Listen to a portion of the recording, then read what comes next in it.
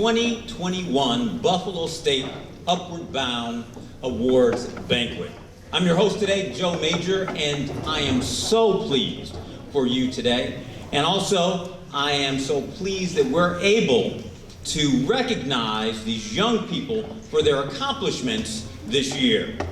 I'm also, quite frankly, a little excited because of this year's Hal D. Payne Award winner.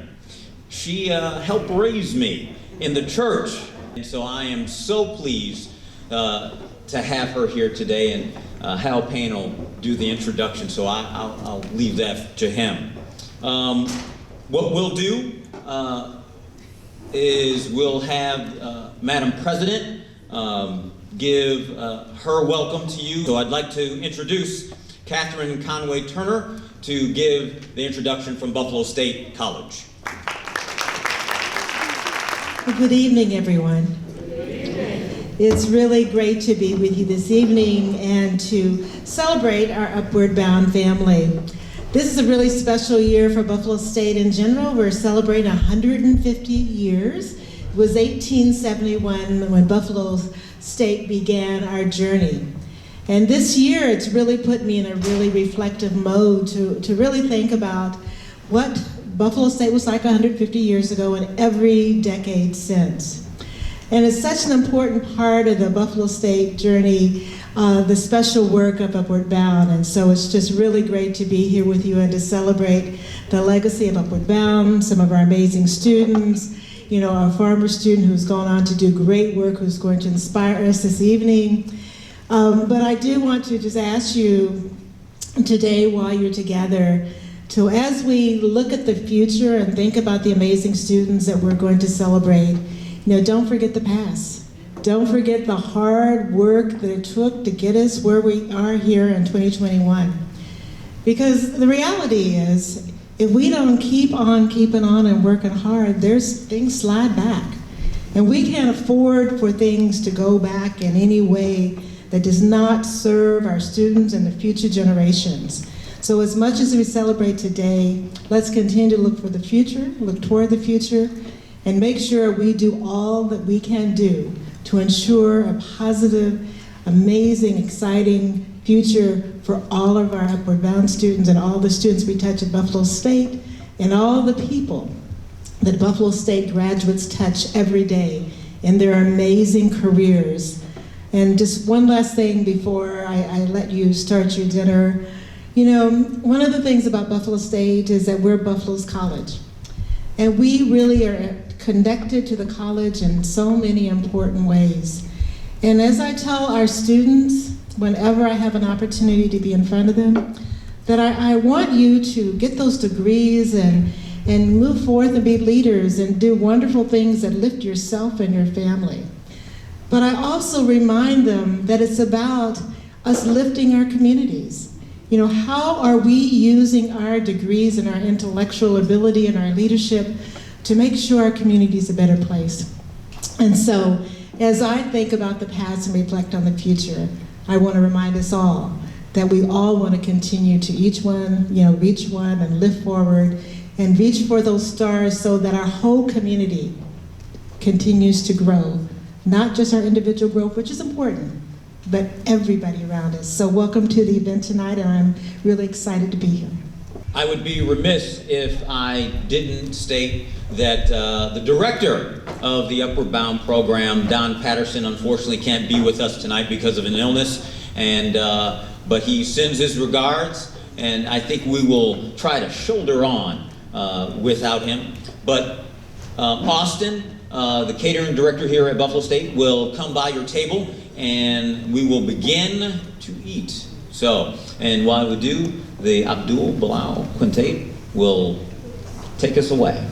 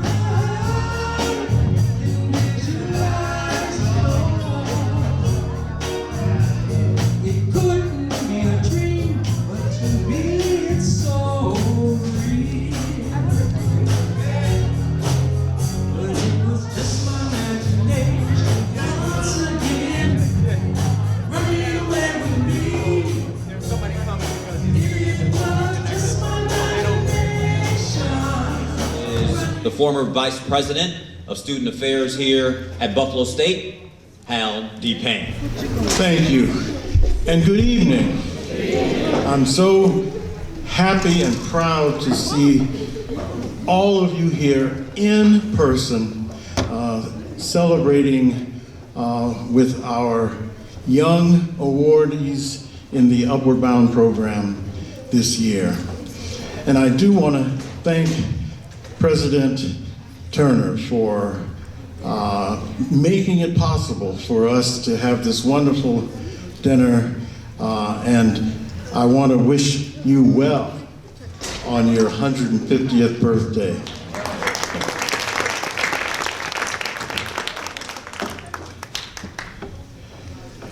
The Hal D. Payne Educational Opportunity Lifetime Service Award is something I'm very proud of. Your director decided to institute this award as a way of recognizing people who are doing great things in the education of young people. People who are doing for young people what is necessary to get them to go to college and to succeed in life. And we have awarded this Lifetime Service Award to Andrew Young. We've awarded it to Congressman Louis Stokes. And today we are awarding someone who has had as great a career as an educator here in Buffalo as any of our previous awardees. Johnnie M. Mayo began her journey as the oldest of 7 children. And as if that wasn't enough, her family increased by 4 when cousins were introduced following the loss of her maternal aunt. As a 16-year-old high school student, Johnnie began a continuing commitment to community service. She taught Sunday school, volunteered regularly at campaign headquarters of various political aspirants. Her lifetime dream was to be a teacher, and that dream was achieved when she graduated from this college, Buffalo State College, in 1959 and began her 37-year career in education.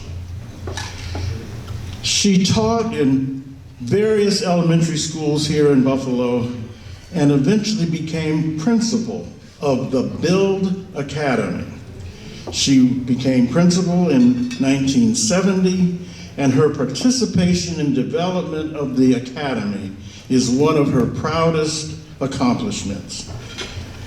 There she developed innovative programs, innovative practices, and developed mental health professionals who could provide assistance to students who began to come from all over Buffalo to attend Build Academy. She had an all-day pre-K for 4-year-olds, on-site dental services, and mental health professionals who provided assistance to the students who exhibited behavioral and emotional issues. Doesn't it sound like she was doing the things that we now feel are so necessary for educators to do? She developed an honors program for students of advanced academic proficiency and foreign language classes at the elementary level.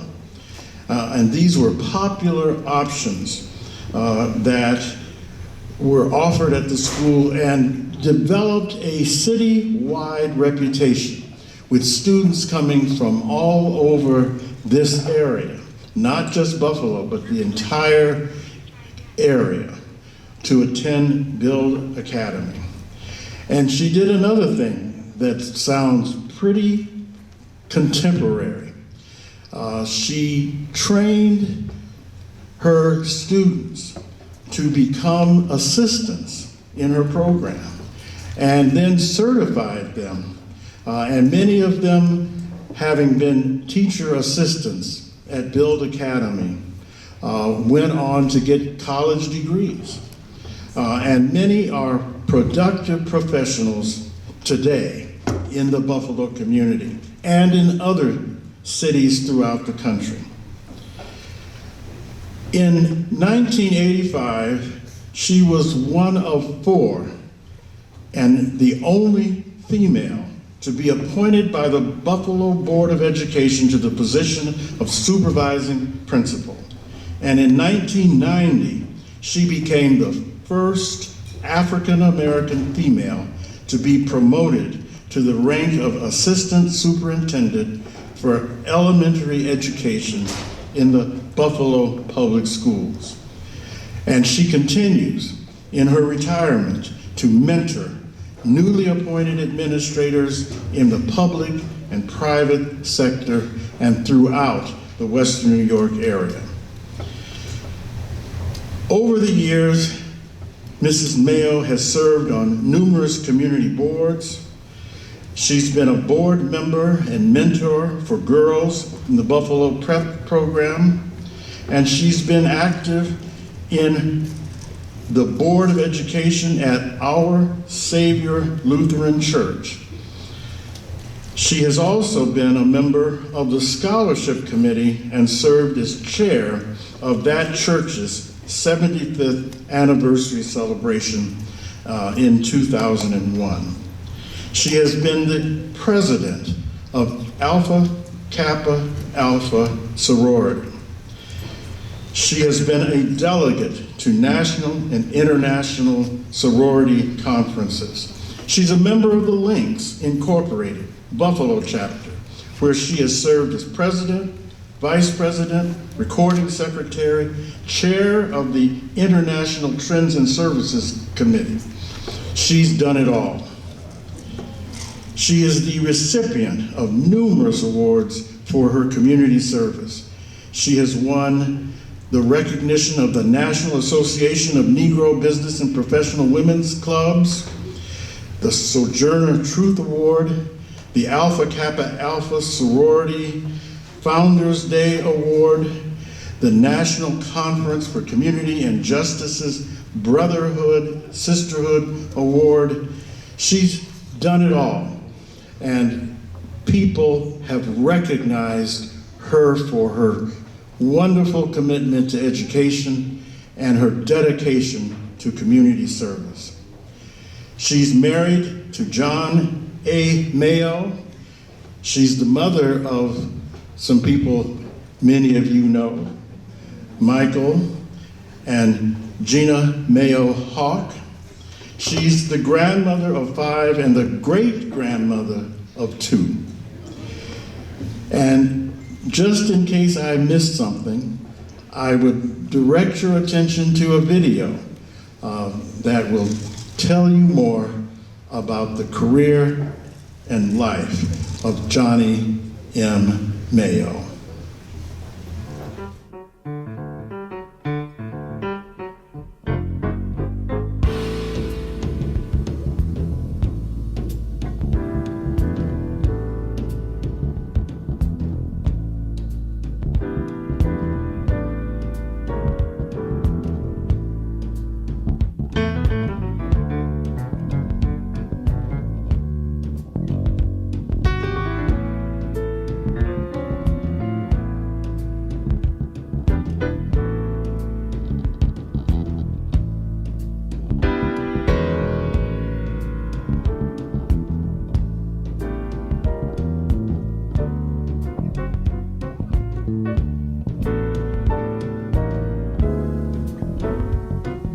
Well, I've been a classroom teacher, and I had been working at Woodlawn Junior High School, and Woodlawn Junior High School was also a site where we'd had some problems as far as the community was concerned. So I sort of had become active then.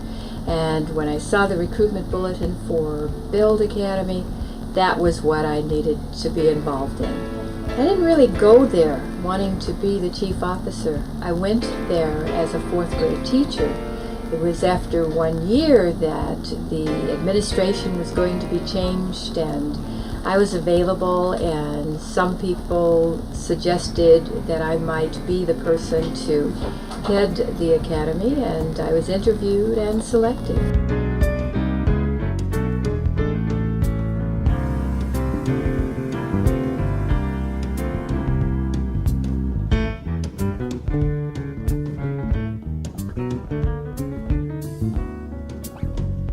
Johnnie Mayo was excellent. She had, and I'm always using courage, which it took, because Johnnie had, even in the face of some of her peers who did not understand some of what we were trying to accomplish in the community, had, in spite of that, chosen to align herself as a teacher at the academy. And you must understand, there was a lot of negativeness about the development of Build Academy. It was called the Black Academy, the Ghetto Academy, and there were even some black teachers who did not want to align or associate themselves with the academy. Johnnie Mayo was a visionary, and she understood what the community was attempting to do, and she wanted to be a part of it.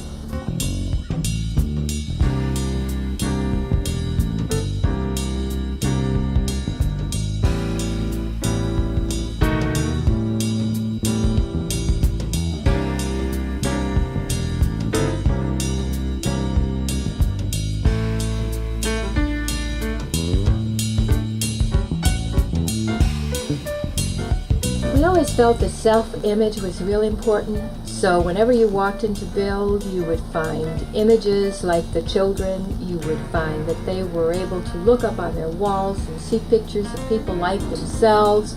You would find that in our library, there were books that these children could find easily that were written by people like themselves and written about people like themselves. And so when we had assembly programs, those programs were geared to that same goal, to make these children know about their heritage, to know about their history, and to be proud of that.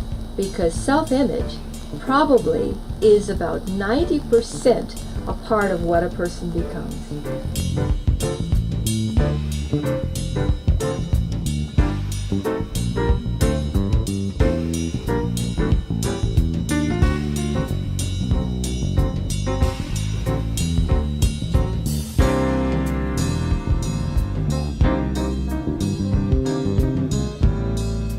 Mrs. Johnnie Mayo is being honored tonight for her commitment as an advocate for education and her belief in the potential of individuals from disadvantaged backgrounds.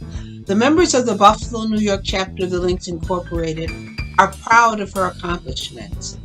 Mrs. Mayo is a Link Platinum member who personifies the essence of Linkdom.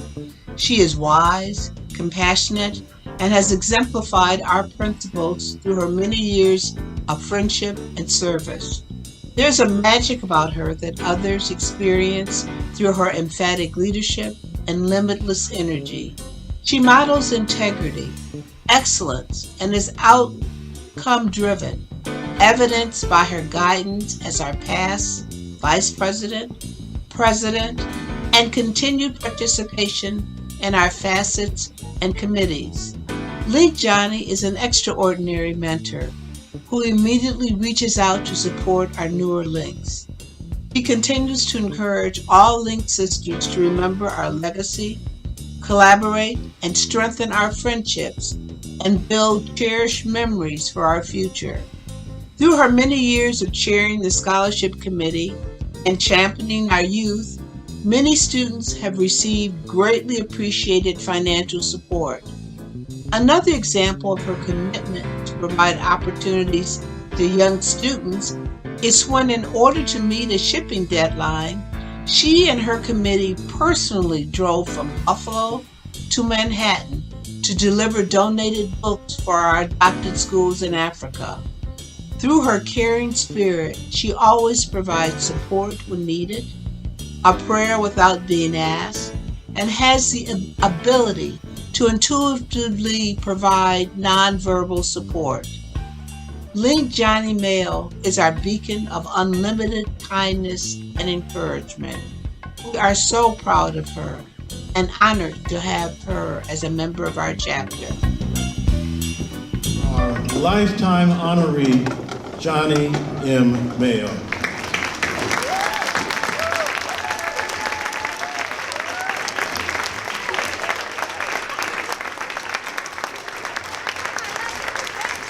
Thank you so much. I guess this is what it's like to be still living and to have people talking about you. Actually, I just had my whole speech given to you already, and I was just saying to Dr. Ford, that's exactly what I was going to talk about. I was going to tell you all of those things, all of those accolades that I've been given were just things I was going to talk about in terms of my development in my career. So now I'll have to pick and choose. In preparation for this evening's program, I thought I would share commonalities. You see, I was a student right here at Buffalo State in, I won't tell you, a lot of years ago. But let's just say it was 1954. And I walked on this campus, a nervous, unsure, but very, very proud freshman. And I brought a lot of dreams and hopes with me.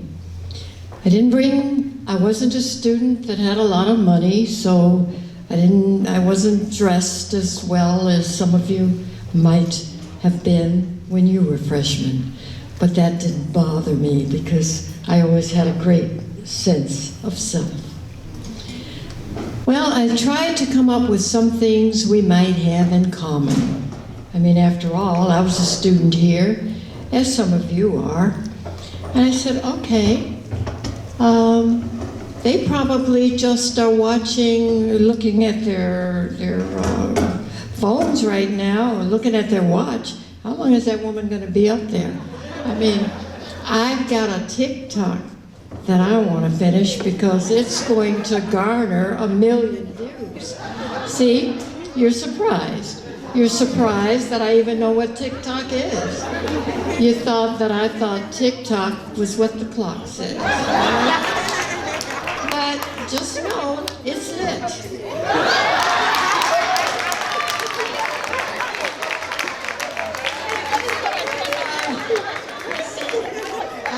I keep up with it, you know.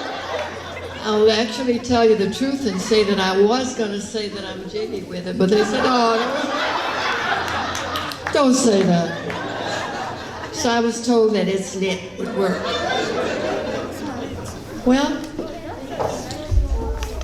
I guess I think back to those days, and I think back to being really very self-confident. I guess I came out here with the knowledge that, you know, I am somebody, and I was somebody, and that I was as good as anybody else. I was always taught that. So I came with that attitude. And because I came with that attitude, I think I was able to share that with some of my friends who may not have been as secure. I think that you probably were different than I was in that you probably, I don't know, how many of you live in dorms? See, I wasn't, I was a commuting student. And so that meant I took the bus here.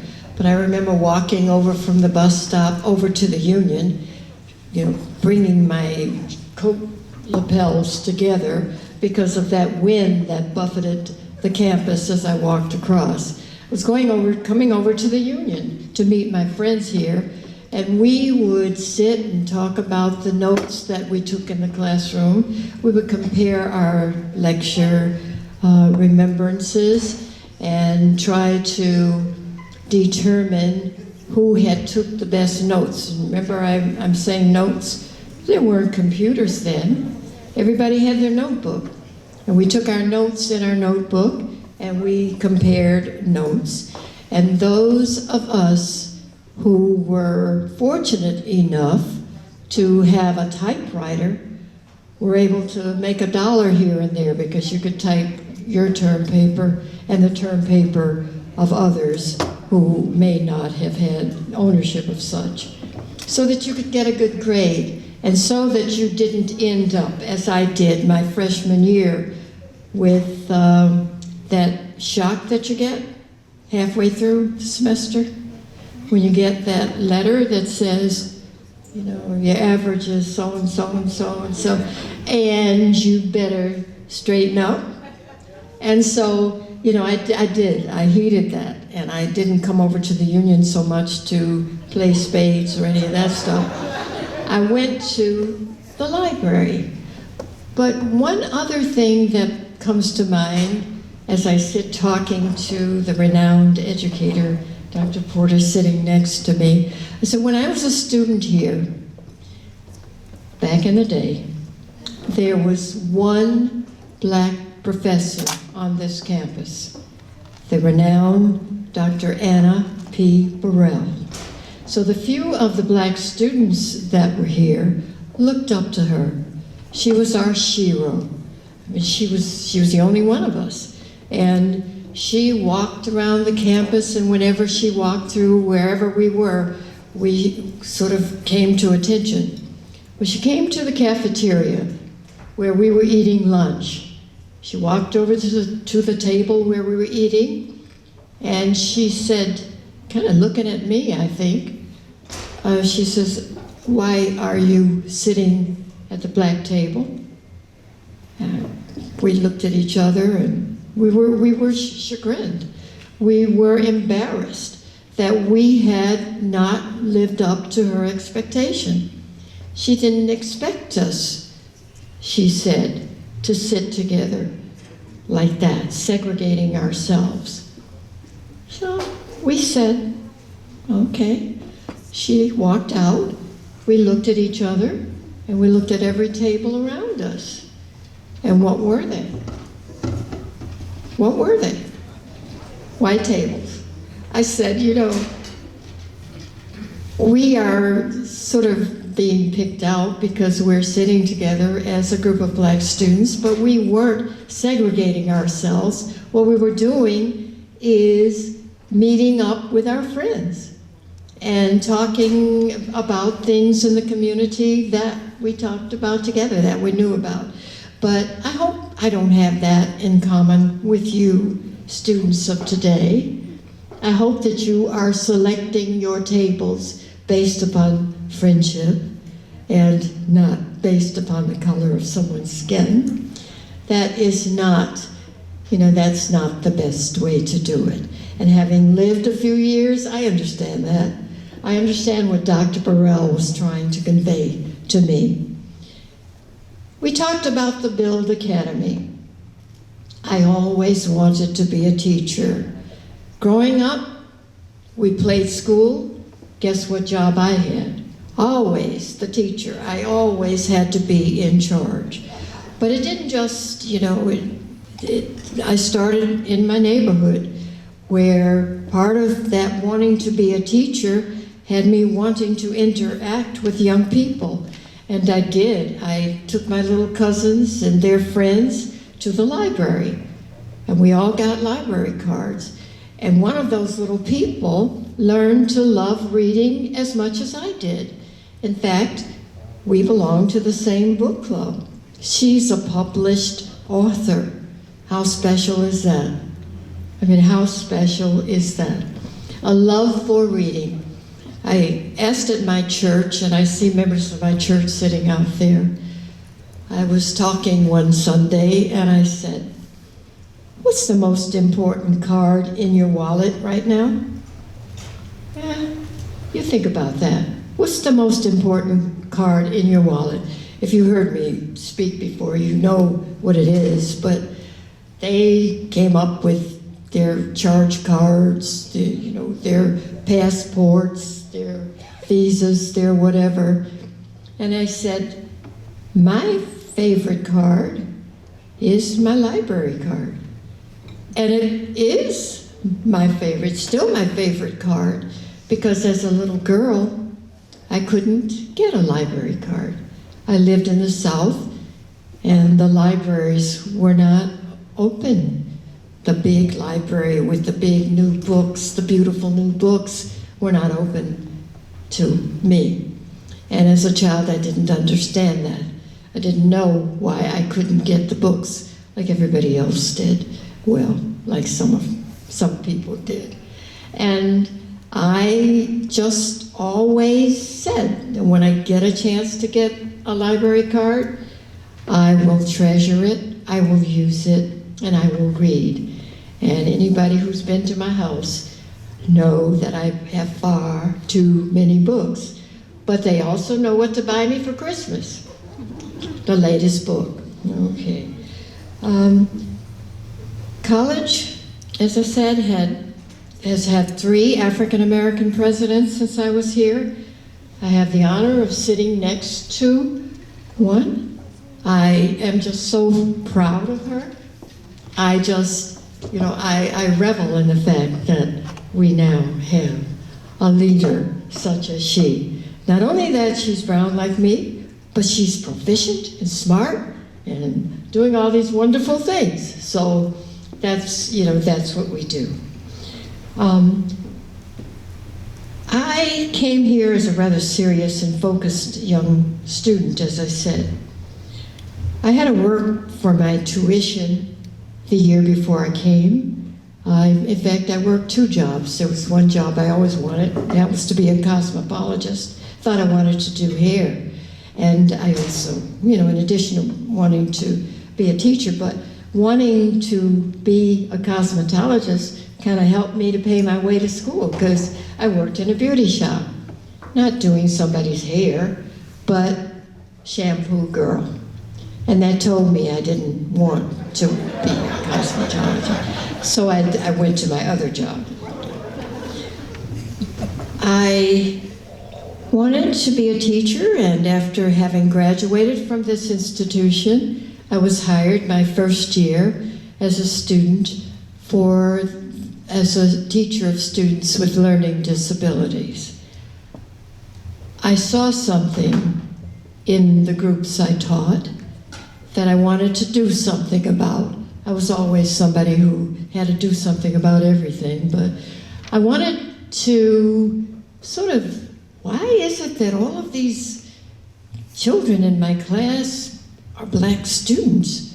Some of them didn't, they were much brighter than they had tested. And so I decided that whatever little thing I could do about that, I would do. And I did get a chance to kind of work on that, but that comes later. I was a successful teacher for 10 years. And I say, when you do your job well, somebody's standing around waiting to promote you. I mean, you can be happy doing what you're doing, but that's what happened. I mean, they came looking for me, and I was principal of the best school, and you've heard all about it, because I was going to tell you how wonderful it was, and how futuristic it was, and how we did all those things that we thought would be what children needed. Their parents were directly involved in the school. Some of my parents are here tonight. They had to sign a pledge. I will be supportive of my child. I will be in the classroom with my child when I can. And those teacher assistants were parents of children in the school. That was a way to help the parents to earn a little money. We offered a career ladder program on the campus of Build, so that they could take education courses. That was in cooperation with my alma mater. We had college classes for the parents, some of whom, as you've heard, become principals, have their doctorates, are doing wonderful things. So all of those seeds that we planted back then are taking root. And believe me, I'm proud. But let's have in common the knowledge that we live in a hectic, often frustrating world. But we also live in a world that is making inroads. With progress against disease, we see the vaccinations, being developed daily against the COVID pandemic. And who would have thought that that would have happened all those years ago? When I was a teenager, tuberculosis was killing teenagers, killing people in the community. There's always been something. But I did a little bit of things. After I served as principal, I was then promoted to the assistant superintendency, as you've heard. I kind of didn't like that job so much. I mean, it was, it meant that I was in charge of all of the elementary schools in the District of Buffalo, which meant that I had to go out and sometimes things were going well in those schools and sometimes they weren't, but it was my job to make sure they were going right. So the buck stopped on my desk. And that was, that was a little bit demanding. But I was just talking about when they talked about the power suit. When I was assistant superintendent, we would visit the schools of all of the principals who were on probation, who were about to get their certificates as principal. And I'll tell you this, we walked into one of the schools with the power purse, power shoes, power, all the power that you could convey with whatever you could wear. And we walked, the four of us, the superintendent, the two assistant superintendents, and the deputy. So we walked in, and there was a group of students standing in line, and they were so, well behaved. I said, wow, this principal has really prepared these students for this visit. I happened to overhear one of the students at the back of the line say, I know where they're from. The other child said, where? He said, the Senior Citizen Center around the corner. We were from the Senior Citizen Center. Oh, there went our power. Our wings were really kind of clipped there, but out of the mouths of babes, they don't tell you, they don't lie. That's where he thought we came from. But that's what we used to try to do, convey that sense of power and, we're in charge here, but kid put us in our place. What else? I guess that's pretty much what I was going to share since most of it has already been shared. I guess I don't have in common with you that I married my husband after my freshman year. After my freshman year, and we had our son after my junior year. And I always tell him that he's so bright because he went to college before he was born. He's sitting there, I've just embarrassed him. But anyway, I was so proud of him. My senior year, of course, I came back and I brought him out here. And when I think of, what I subjugated that kid to, it was hot. And I put him in a stroller and we walked to campus because I was going to show Dr. Burrell my little baby. and I was there when I realized how hot it was. His little skin was turning all red. I said, I guess I really wasn't ready to be mama, but I was. Well, let me share with you something that you should take away with you. I know my 15 minutes are up, probably have been up. As I said, with this world and all of the problems that you may face, know there's something you can do. When I talk about that special class of kids that I had that shouldn't have been there, after I retired, I became part of a team, and that team was a state education department sponsored team.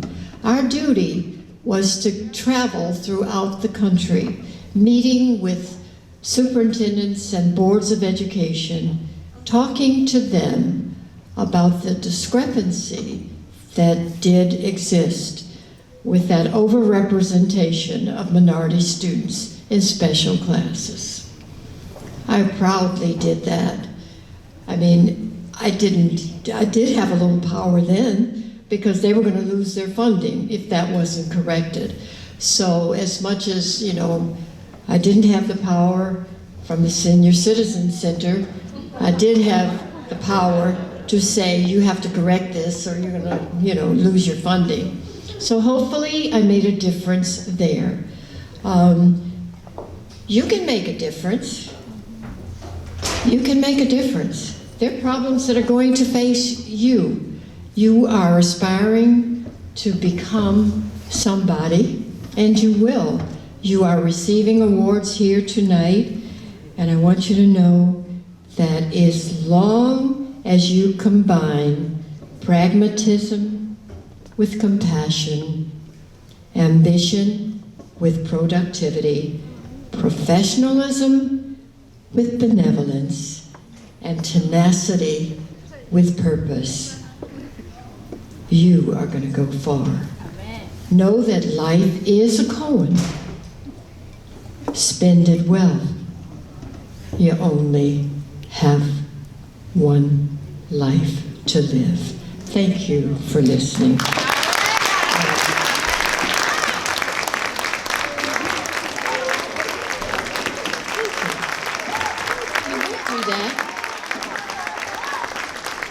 These are people standing, folks from my church, from my sorority, from my Links organization, from my family right here. Thank you so much for coming.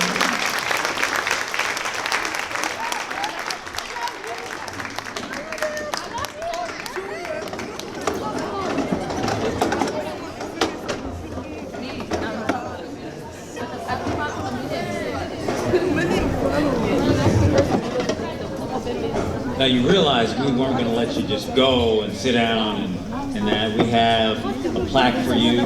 This is the Hal D. Payne Educational Opportunity Lifetime Achievement Award. If we can come up here.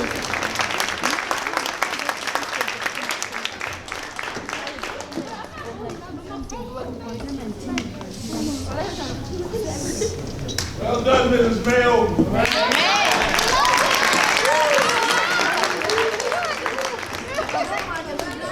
And that's not all either.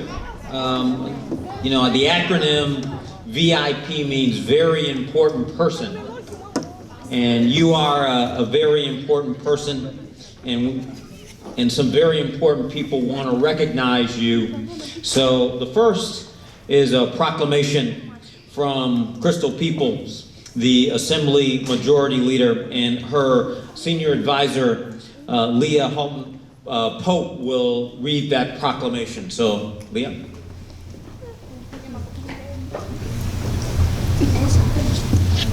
Good evening. I am Leah Holton Pope, Senior Advisor to the Majority Leader, just to be redundant. A great state is as great as those individuals and organizations that perform exemplary service on behalf of their community. And it is the custom of this great state to pay tribute to that outstanding service, whether rendered through personal achievement or simply through good citizenship, which is why we're here today. On behalf of Majority Leader Crystal Peoples-Stokes, I'm here to present a proclamation, but because we've already heard her bio, I won't go through every part of it. So let me just say, now therefore be it resolved that I, Crystal D. Peoples-Stokes, Majority Leader of the New York State Assembly and the New York State Assembly member for the 141st District, do hereby join with the citizens of the state of New York and the city of Buffalo in recognition and celebration of Johnnie M. Mayo, recipient of the Hal D. Payne Educational Opportunity Lifetime Service Award. Congratulations, and to God be the glory. Crystal Peoples Stokes, New York State Assembly Majority Leader.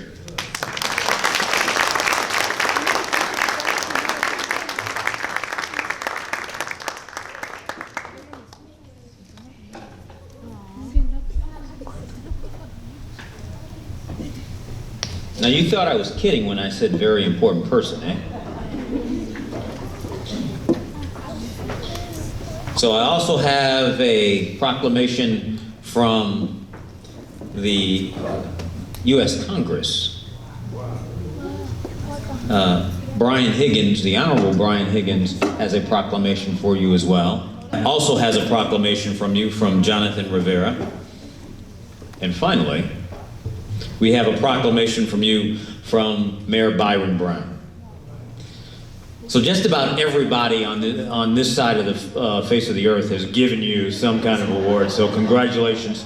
It is so much deserved, and we are so proud of you. And I cannot tell you, and personally, like I said to you before, you are a person who helped raise me, and so I cannot tell you how deeply touched I am as well. So thank you so much.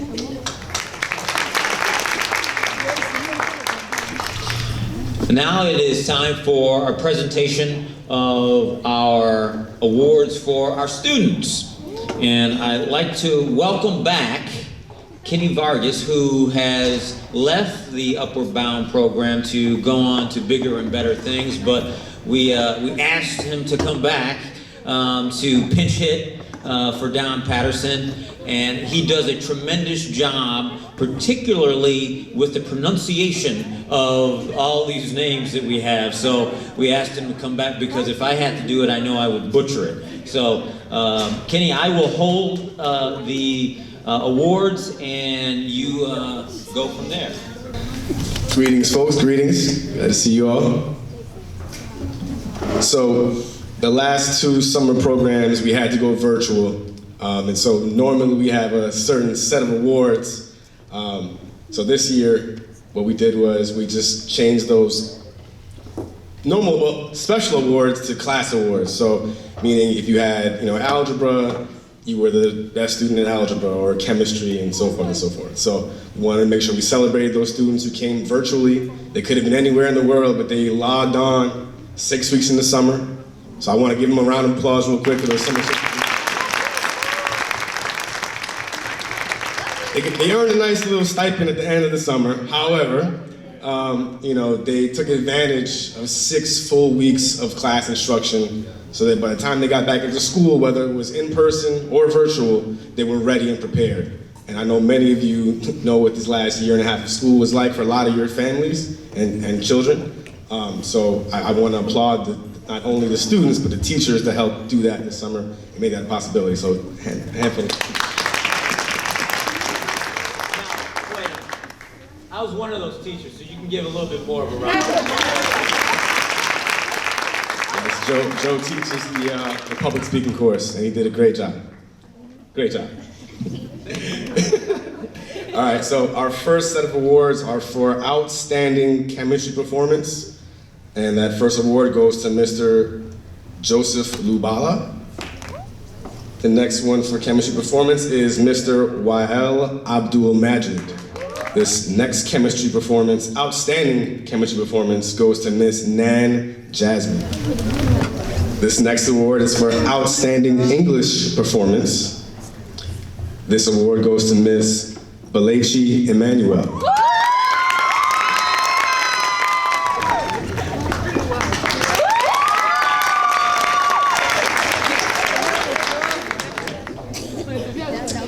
The next Outstanding English Performance Award goes to Sahukat Shakutula. Sahukat. And the next English Performance Award goes to Marwa Zalme. Marwa.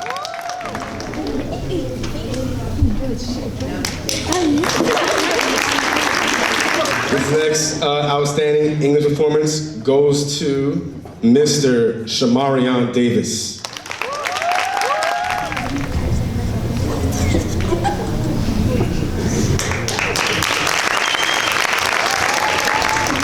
This next set of awards is for the outstanding geometry performance.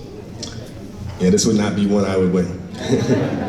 But this first award goes to Mr. Mohammed Shawki.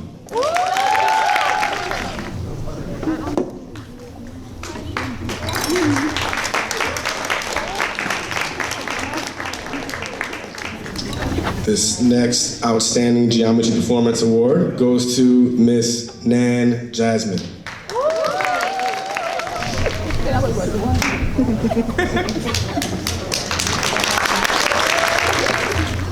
Our next award is for outstanding algebra performance, and this is for Sahukat Shakutula. Sahukat. And the final outstanding algebra performance goes to Shahansha Alvi. Shahansha. Now, every year we give Hal D. Payne Scholarship Awards that are sponsored by Karuba Collision, and Kenny will hand out the scholarship awards momentarily. We were unable to have a banquet last summer due to the pandemic, so we have 4 recipients this year instead of 2. And so the first recipient of the 2020 Hal D. Payne Scholarship Award goes to Miss Giovanna Maldonado.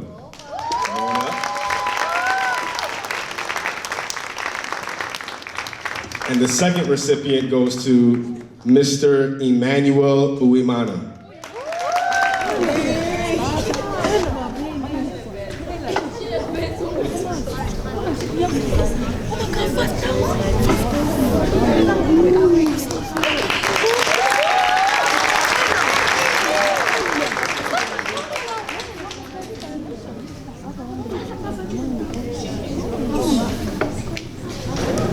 Another round of applause, please. And now for our 2021 campaign. So this year that just passed. The first recipient is Miss Halimo Omar.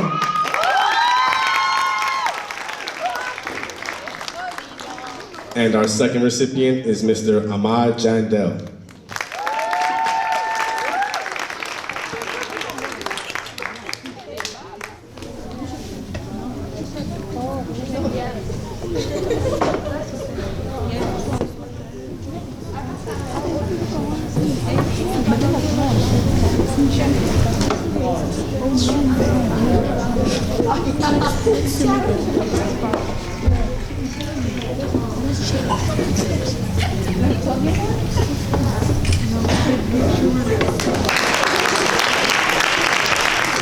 I want to thank you for coming. I also want to thank the parents, students, teachers, our award recipients, and for coming tonight.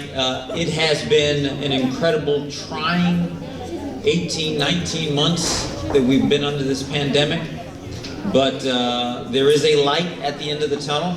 You know, as I say, that I hope that light isn't a train, but there is a light at the end of the tunnel, and hopefully next year when we have this, and generally we have this in the summer, we will be maskless. I thank you, and please drive home safely.